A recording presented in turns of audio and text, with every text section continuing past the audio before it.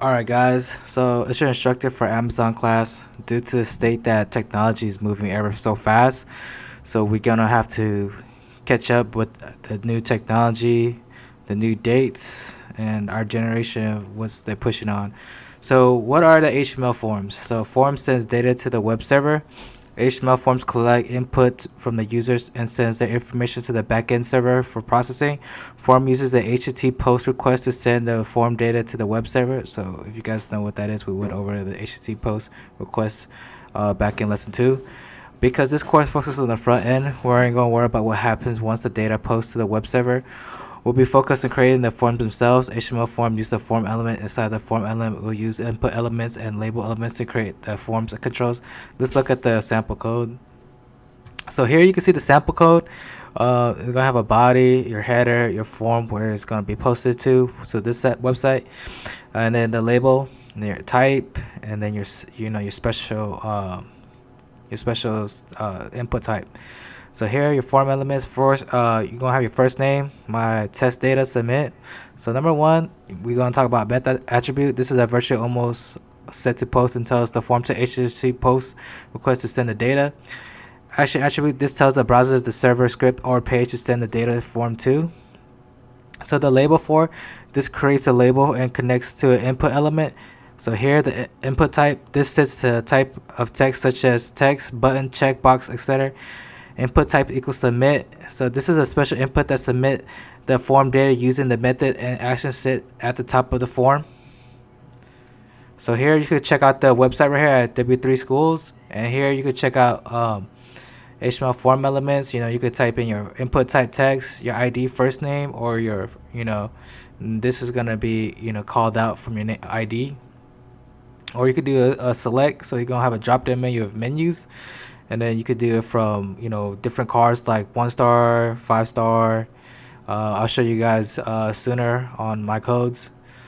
So we went over the elements, and then we could check out the input types. So here there's going to be a bunch of types like button, checkbox, color, date, euro, week, and you get your first name and last name. So you start with your labels, your input type, and this is going to be from text, your ID and your name.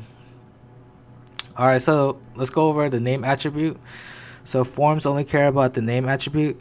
The name attribute of the input element is critical in the posting of a data to the web server. The name attribute is used in the HTTP post request. Only inputs that have a name attribute will be sent to the server. Additionally, when using JavaScript to handle the form data, JS will access the form data by the name attribute. In this example code, the server receives data called first name with the value of my form value. So here, you're gonna have your coding, a little bit of your back end part right here, and then your UI, a little bit of your front end, what the user sees, and then here this is just going to be informations and values and data. So your labels, creating meaningful labels, we use a label tag to create a label for input. The best way to handle label is to use the label for input name value. The form label will be linked to the to this input by the name value. So you guys see the label for, and then you're going to name it. This is your name, and then you're going to have your type, and then you're going to call from your first name. So this is just a simple way of showing the UI. So form input elements, buttons, checkboxes, and passwords, and more. We have a large selection of inputs to choose from. All types use the input element and take on different parents with a type.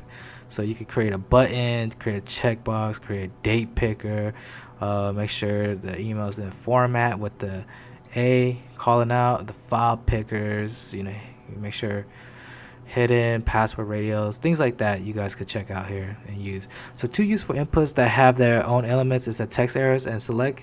Text errors will create a large text area to write comments in. Select will create a drop down menu of choices because these are not input elements and backend server must be configured to process them. We must write additional JavaScript to post them without error. It's okay for this lesson if they don't appear in our post. So again, you guys can check out these websites like w3schools.com or w3schools.html for form elements and input types. So we just got done with 3.1. Let's go over 3.2. So 3.2 is going to be a lab, and it's going to be create contact us. So in this goal, your goal is to create a form shown below. Your form should post to this website right here, to hashman.com. So your contact us gonna have your name, email address, your ratings, and comments, and then you have a submit button. It should take you about an hour to complete. If not faster, there might be bugs that you may be facing. Go ahead and try to troubleshoot that. So that's the end of 3.2. Let's go for 3.3. So there's also another lab. It's going to take you an hour. It's called the Signup Form. And so in this Signup Form, make sure that it posts on this website also. To get the phone number that's looking like this, make sure you use this pattern right here. So they only have about 10 characters, 0 to 9. And so complete the form. Make sure you guys have all these informations, all these labels, input types, and that submit button. And you need additional resources, go ahead and check out W3 Schools. Alright, so before I go on to 3.4, I'm gonna show you guys how it's supposed to look like. So let's just say I start off on my VS Code. I start off with doc type, HTML, head, body, H1s, and then form method post action. Make sure it's posted to this website here. And then you're gonna start with my label, and then my text, my last name, my text, my email. And then from here, as you guys can see, I'm gonna put my telephone number, ID, its name, single phone, placeholder equals how the American US how we call. We have about a 9-digit code or 10-digit code. And then after that, I made a drop down menu and make a text area and things like that. Alright, so I'm gonna go ahead and save it. And then I'm going to post it up, and you guys can see on my UI, my front end development side, that I have the contact and sign. I'm going to have my first name, last name, email, birthday. I could choose for birthday. I could use username, password, enter a phone number. Dropped around a rating, 2-star, 5-star. Enter any questions and comments or concerns. Submit it, and it's going to submit to whatever the website that needs to be submitted at.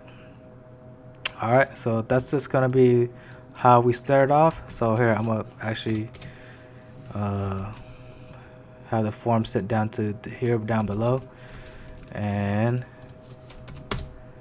it should be submitted this way. So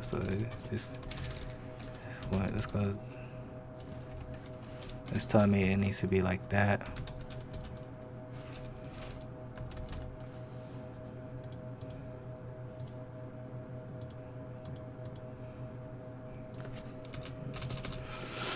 Alright, so that's just how it's gonna start off with. Alright, so now we're gonna continue to our layout elements. So simple tags we can use with CSS. Up until now, our pages have not been styled with CSS. They've been boring, plain white pages. In this lesson, we're going to begin thinking about layout, making your own page look more like a magazine page. HTML5 offers some new elements to help define the layout of the page. These elements are optional to use on their own. They do nothing. Your page will look like any different, but combined with CSS, they'll give you some dedicated tags to create layout with. So here you have your header for placing web banner for header related elements, not the same or head or H1. You're going to have your nav for placing the nav bar related elements. You're going to have your section for defining an independent section of the website. For placing context like paragraphs and text, you're gonna have a side for content like a sidebar. For footer, you're gonna create a footer with your website.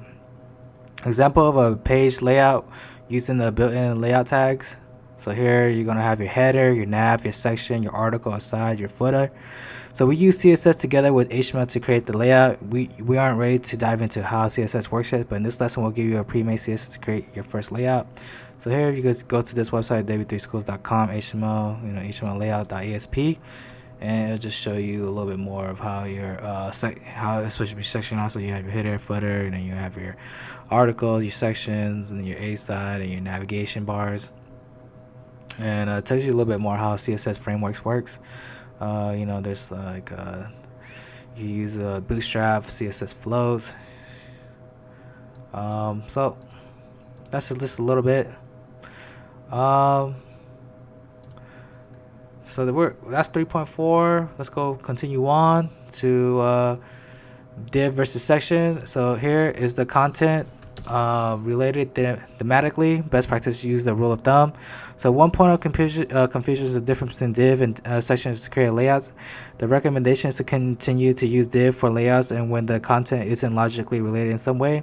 So if the content goes together thematically, it should be grouped into a section. If the content is standalone and not related to anything else on the site, use an article. This is the only best practice and guidelines. Your website will work no matter which you would choose to use. So here you can just check out this video right here for a simple explanation when to use section or article in div and HTML. So you use a section when it's going to be about a section, you section it off from different information, and an article, just pertaining to whatever your content is. And then your div, it's just going to be something that you divided out, like your navigation bars or anything that you feel like you need to divide. So here we're done with that. Now sample and HTML layout. So let's see it in action in Magic CSS code and doing all the work. So go ahead and download this file, style.css and lesson 3.5 layout template on the open HTML and code and browser. In this file, study how dedicated layout elements such as the header, nav, and article have been used. Notice how each part of the site have been placed into a layout element. So here we're gonna talk about, you're gonna have your same thing as always. And now you're gonna have your article, you're gonna have your navigation bars, like where you want to navigate, and then you're gonna have your footer, where it's licensed or anything like that. We want to have your contact, and then also notice how a new line has been added. So notice how there's a link right here. So this link right here is gonna be your CSS or any other you want to link, like JS. So that will be your. Now we're getting into two stacks for now, which is going to be your HTML stack and then your CSS stack. So we're going to be done with 3.4. Let's go ahead on to our last lesson of 3.5. So on your own, I want you guys to go ahead, choose from these three right here. Is learn more about CSS3 layouts, search the internet, do a lot of researching, write a few paragraphs, use the way that my format shows you on my YouTube. Go check out that video, do the guidelines that's telling you guys to do, get your citation from the citation machine, and then go ahead and apply that, implement it into your VS Code. Practice your skills, create a new HTML, create a CSS3, and try to link it together. And then catch up on the assignments that we need to catch up on, because we gotta speed ahead and go ahead and move on from what we're trying to play the new catch up for the technology. All right, so that'll be done for lesson 3.5. And hopefully you guys understand what we're going through, and any recaps that you guys need to go do it.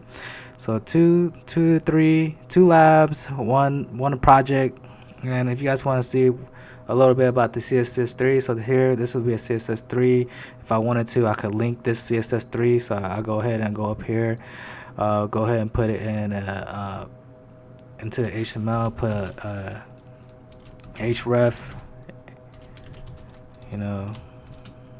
Let's link it to there, and then go ahead and call it something, or a style sheet. Well, that's just linking the link.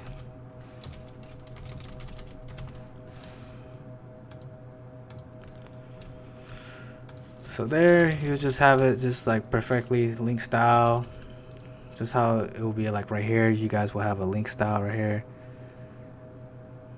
link href css, back to the thing. So we could just go ahead and copy and paste this code back into our code. There we go. And then so now that our h1 is a contact and sign, it's going to be red. Remember last time it was black, so we go ahead and pull it up. So now it's red. So that's just going to be a quick link. All right, so go ahead and try it out yourself. All right, see you guys.